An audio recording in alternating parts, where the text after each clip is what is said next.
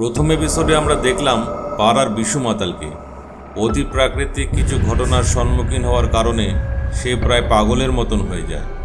পাড়ার সবাইকে অতিরিক্ত বিরক্ত করছিল বলে সেদিন রাতে পুলিশ তাকে তুলে নিয়ে যায়।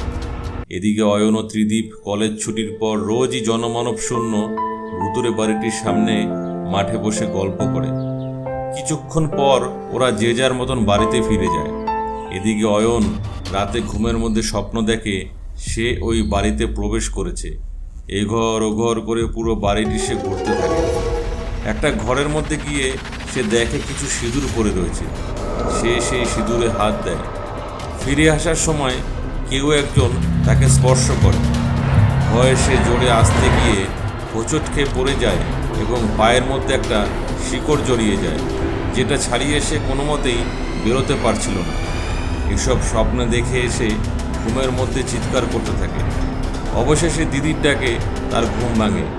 ঘুম ভাঙার পর সে বুঝতে পারে সে একটা স্বপ্ন দেখছিল, কিন্তু এ কি, সিঁদুর হাতে আসলে কিভাবে? এবার আমরা চলে আসবো আমাদের দ্বিতীয় এপিসোডে।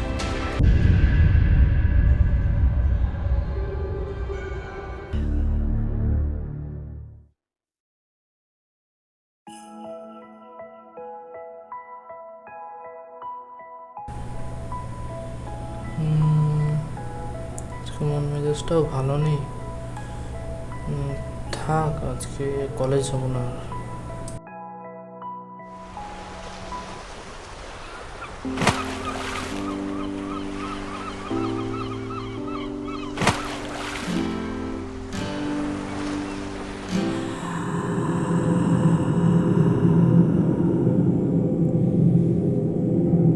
কিরে ও তুই?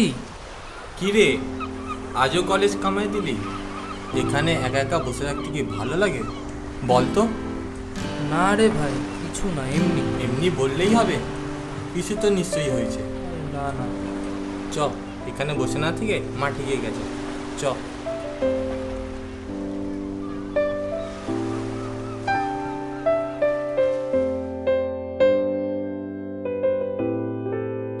কি সবসময় ভাবতে থাকিস তুই?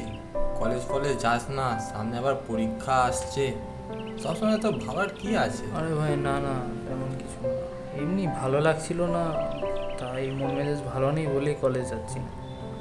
সব বাদ দে, চ বসি। চ বসি।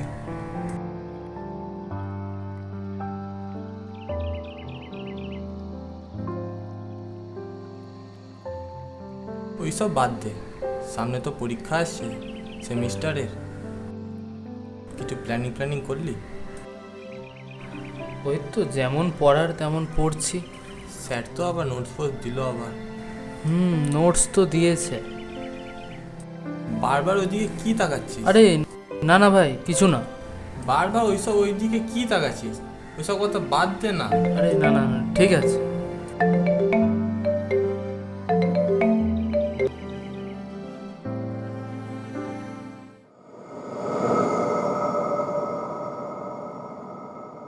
ভাই একটু আর্জেন্ট বাড়ি যেতে হবে, চল উঠি। বেশি কিছু সমস্যা হলো নাকি? যাবো আমি তোর সাথে? না না, তেমন কিছু না। ঠিক আছে, তাহলে তুই যা, একটু আমি পরে উঠছি। ঠিক আছে ভাই, আমি যাচ্ছি, কিন্তু বেশি সন্ধ্যা করিস না। না না ভাই, আমি বেরিয়ে যাচ্ছি, একটু পরে আমি বেরিয়ে যাব।